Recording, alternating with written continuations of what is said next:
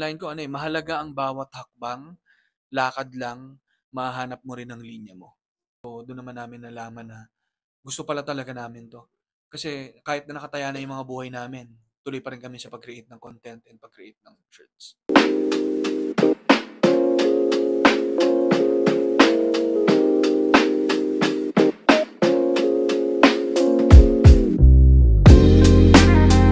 Hello guys, I'm Luan, the creator of Grind Journal, and for today's video, we're here at Eastwood QC to interview the owner of Linya Linya. Let's get straight into it. Hello sir, I'm Luan, the creator of Grind Journal. What's your name, sir? Hi Luan, I'm Ali Sanggalang. So, Sir Ali, can you tell us more about yourself and what is Linya Linya? Hmm. I am Ali, I am a writer, I am also a content creator, a business owner. I also have a podcast. And Linya Linya is a content page turned community of fun-loving Filipinos, and we create daily sentiments, no, about Filipino life using words and art. So we have a content page.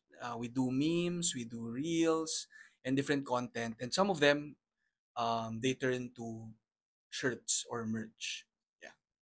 So, can you tell us more about your backstory before you became an entrepreneur, and do you really see yourself as an entrepreneur back then?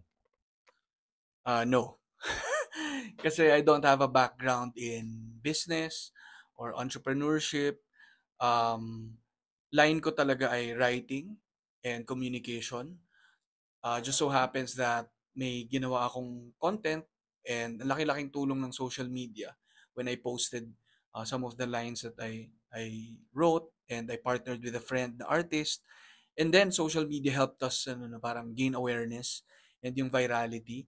And then eventually it created the demand for people to parang seek for merch with our lines. So wala talaga sa background ko yung pagnenegosyo.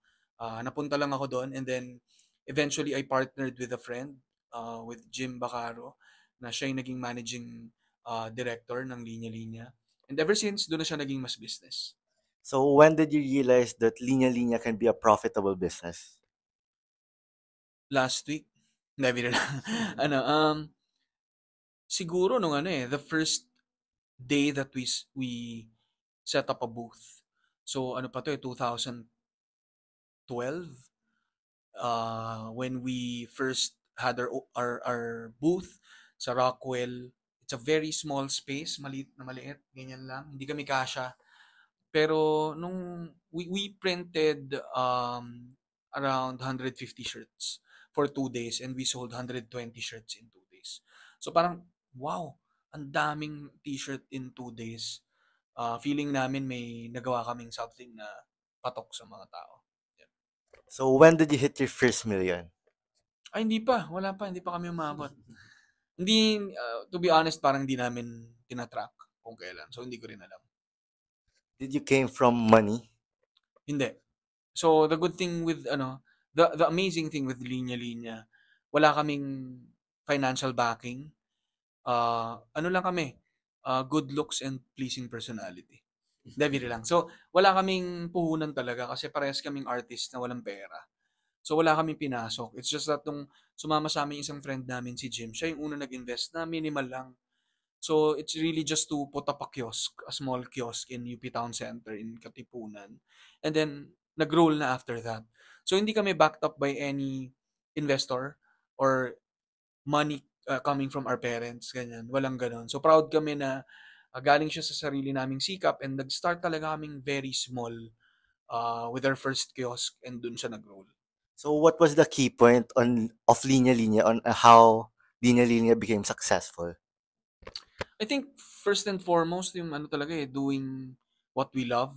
Dun lang siya naging sustainable na gusto talaga naming mag-create ng content, and masaya kami no seeing people wearing our shirts, and dahil napaka-natural niya sa amin, na parang kahit walang nakatingin o kahit hindi siguro lumaki yung page, gagawin ko pa rin siya. Yung writing these short lines, posting them online, potentially putting them in different items.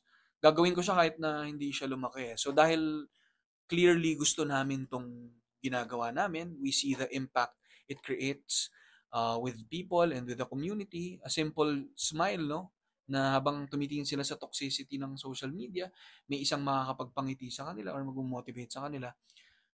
I think enough yun, eh. So tingin ko success dahil we do what we love and alam din namin where we are good at.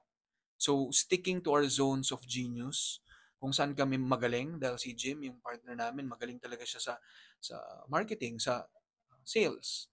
Ah, nag-stick kami doon. All while trying ano pa rin, no, other fields. Ako, nagtatry pa rin ako mag-sales. Siya naman, trying to create din. So being open din to other skill sets and being adaptable. And yung pag-adapt din namin to changes sa dami na nangyari in the past decade na buhay ang linya-linya. Ang dami naming pivot na ginawa. And that led to our survival. And eventually, parang mas nag-thrive kami. So, what was the biggest problem that you encountered as a business owner and how did you overcome it? Siguro, ano eh, biggest challenge, one of the biggest, syempre, yung pandemic pa rin eh. Kasi, ano eh, no, yung physical stores namin had to be closed. And yun yung puntahan ng mga tao. So, nag-pivot talaga kami to online. So, massive yun eh. Kasi ang dami naming sinarang stores.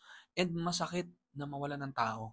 Masakit sa amin na yung mga staff namin na matagal nang nasa amin, we had to let go of them. Pero eventually naman, some of them na hindi nakahanap ng work or talagang nandyan pa, nakuha naman namin sa online store namin. So, yun. Pero yun yung pinakamahirap, I think, yung pandemic na, and it also led us to, ano na, parang recalibrating and revisiting why we're doing things. So, doon naman namin nalaman na gusto pala talaga namin to. Kasi kahit na nakataya na yung mga buhay namin, tuloy pa rin kami sa pag-create ng content and pag-create ng shirts. So, can you tell us a day in the life of a owner of Linya Linya and what separates you from other entrepreneurs? Hindi ko alam what separates me from other. I don't think may ano eh no, kakaibang kakaiba with entrepreneurs. It's just that compared to siguro employees no na galing naman ako doon, um, siguro yung ano rin eh, yung weekends na hindi, even weekends hindi mo talaga siya control. So, busy ka na nga ng Monday to Friday, potentially bit-bit mo rin yung trabaho mo ng Saturday and Sunday.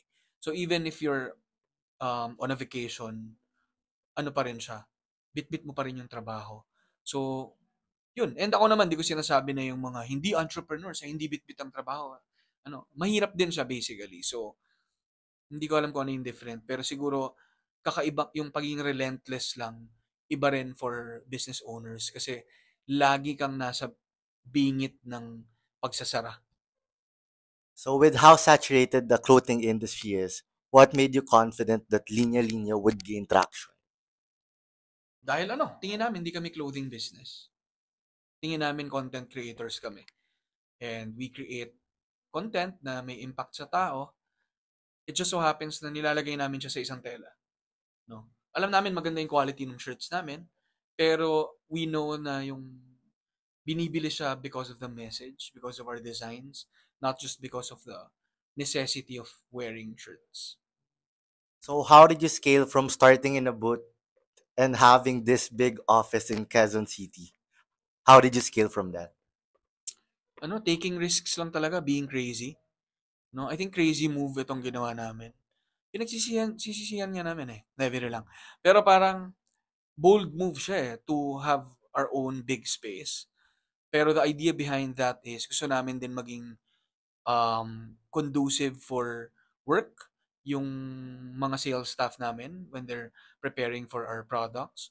Our creative team, they have a space where they can comfortably create fun, engaging content. And ano eh, we converted this space to an event space. So it's really a space for our community, parang amplifying yung mga creative work that we do through events. So meron kami tinatawag na tayo-tayo. Ano siya, parang regular monthly event siya of different creative work. No? May gigs for music. Um, this Friday, magkakaroon kami ng hip-hop night dito. May spoken word poetry night kami dito. Ah, meron kaming live podcast. So, ano na siya, parang naging hub na talaga siya of creative work and for the community. So, what's your take with marketing and operation? What is more important in business? I think they're equally important kasi anong ima-market mo kung hindi mo naman na-ooperate ng maayos yung business mo, 'di ba? Operate ka nga ng operate, hindi mo naman ma-market outside. Anong income ang makukuha mo? So I think they should go hand in hand, marketing and operations. What is the one thing that the rich people know and the normal people don't? Hindi ko alam, hindi ako rich eh. No? Pero kung maging rich siguro ako, dapat hindi ko alam na rich ako. Ewan ko. Pero yun. Baka rich in soul. Yun, sorry, If sorry. you would start a business Ah, this sorry. 2025, what would you go for and why? Are you going to build a creative content clothing again, or are you going to explore for more? The past years we've been exploring different business ideas na nasa pocket na namin for years. And finally, around 2 years ago, we started launching them. So meron kaming Kape-Kape by Linya Linya. It's a coffee shop located inside Padi Rock sa may Shangri-La. So meron kaming coffee, Kape-Kape by Linya Linya. Startup pa lang siya and we're exploring to expand this year by creating more kiosks, no, in select locations. We launched Poddy Rock. It's an inclusive play center for kids. It's also a content page for kids with original songs in Filipino, Bisaya, and English. May animated videos kami. So we have our own own children's songs and children's animated videos for kids na naging play center na rin. It's also located in Shangri-La. So yun yung dalawa. And then another one, yung Big Fuzz. We launched 1.5 years ago. It's a cocktail bar in Makati, in Amarsolo. So may cocktail bar na rin kaming sinimulan. So kung gagawa man kami ng bago this year, Ah, 'wag na muna, ang dami na. Parang kailangan naming alagaan 'tong mga bagong babies namin and itong mother brand din namin na Linya Linya, hindi rin siya dapat pabayaan. So, lesson din siya for us na mahirap din yung bira ka lang ng bira ng mga bago ta's nakakalimutan mong alagaan sila. So, it's really more, focusing on nurturing the businesses that we launched. In starting out a business, what is more important? College degree or experience is the best teacher on starting out a business? Courage ang kailangan, tsaka craziness. Courage and craziness, no? Kasi pwede ka namang may college degree, pwedeng wala. Kaya mo namang mag-start ng business, hindi naman siya requirement. It's just that, syempre, pag may college degree ka, makakatulong yun if lalo na nag-aral ka ng mabuti. No? Pero pwede naman na may college degree ka, hindi ka naman nag-aral ng mabuti, hindi ka naman natutong matuto. So, ako naman, syempre, sana pareho meron. Kung kaya na magka-college degree. Yung iba, walang privilege to do that.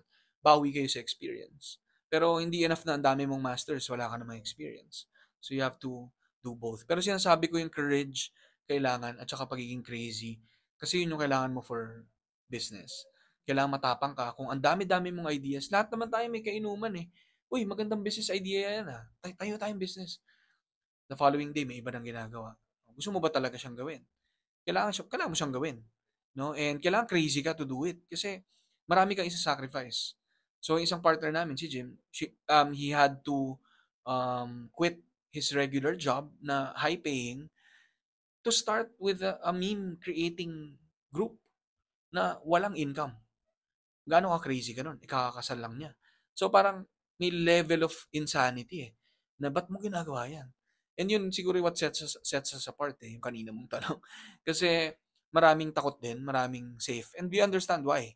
Kasi gusto mo naman ng stability. Gusto mo ng assurance. Pero yung those people na take risks and have the courage to still do it, yun din yung may high paying na returns. What is the most common mistake of the business owners do? Ayun, doing it for money, I think. Solely for money. Siyempre, business yan. Hindi ko naman sabihin na hindi mo gagawin for money. Kailangan mo yun para mapaikot yung business mo. Pero solely doing it for that and hindi mo gusto yung ginagawa mo, you'll have a miserable life. 'Di ba? Bakit mo 'yun ginagawa? Not unless talagang passion mo ay money and nagagamit mo siya ng maayos, then do so, 'no? Pero if nasisilaw ka lang para lang kumita ng kumita and you'll sacrifice your values and principles as a person, ang miserableng buhay nun. What is the best financial advice that you ever received? Ano, financial advice, um, gumastos ka. Kasi Can you tell us more about kasi that? kasi sinabi sa akin 'to ng dati kong boses, si Sir Manolo Quezon III. Sabi niya, yung pera ay meant to be spent. Kasi kung tinatago mo lang din 'yan lagi, alam naman natin 'yan, na malulugi 'yan, dahil sa inflation. Pero 'pag masyado ka ring matipid, baka pinagkakait mo rin sa sarili mo yung experience, yung enjoying your own money, 'di ba, na money well spent, 'no? Ay, money well spent, um, yung pera na pinagsikapan mo, kailangan mong ma-enjoy. Para naman yung enjoyment na yun will fuel you to work harder to earn more. So, hindi ko sinasabing maglustay ka o ano ka, no, mag-casino ka o ganun. Parang ang sinasabi ko ay, huwag kalimutan yung sarili na yung pera na pinagsisikapan mo, ma-enjoy mo. Kasi baka tumanda ka na, puro ka business, puro ka ipon, hindi mo na na-enjoy yung buhay. So, as an entrepreneur, what was the biggest lesson that you had that you can still apply in today's time? Stick to your values as a person and kailangan maging accountable ka to yourself and to your partners. Pupunta kayo sa mga moments na napakahirap, na ang laki ng financial implication, relationships are at stake. Pero if you stick with your values, na alam mo kung ano yung dapat gawin, tamang gawin, uphold mo yun. Dahil at the end of the day, ano man ang mangyari, kasi businesses naman, no, parang they thrive, they die down. May na kumikita, may nalulugi. Pero kapag ano ka, stick ka sa values mo, makakatulog ka ng maayos sa gabi. And Sir Ali, last question. Can you give a piece of advice for our younger generation or for the people that wants to start a business? Ang lagi ko sinasabi, ang line ko, mahalaga ang bawat hakbang, lakad lang, mahanap mo rin ang linya mo. So, ano lang, parang huwag kayong ma-pressure masyado. Bata pa kayo, marami pa kayong mararanasan. Mas maganda na mag-try out kayo ng mga bagay that you love. Sayang naman yung oras nyo kung hindi mga bagay na pressured lang kayong gawin dahil sinabi ng society. Pero dumanas ka, no, mag-experience ka, alamin mo kung saan ka magaling, saan ka natutuwa, saan ka kinikilabutan, saan ka natatakot. Para alam mo rin, guide mo yun eh. Kaya ako sinasabi na mahalaga yung bawat step. And yung steps na yun yung will lead you to the place o yung linya na sa tingin na natingin mo or tingin ng mundo bagay sa'yo. It was a pleasure to talk to you, Sir Ali. It was a wonderful interview with the owner of Linya Linya. And one of the key points that he shared is have courage and have a little bit of craziness to take risks. And the second one is enjoy every step of the way. And the third one that he shared is focus on the things that you're good at and don't forget to explore for more and to learn for more. Thank you guys for watching and see you on our next vlog. If you have requests kung sino interview na for the next episode, comment down below.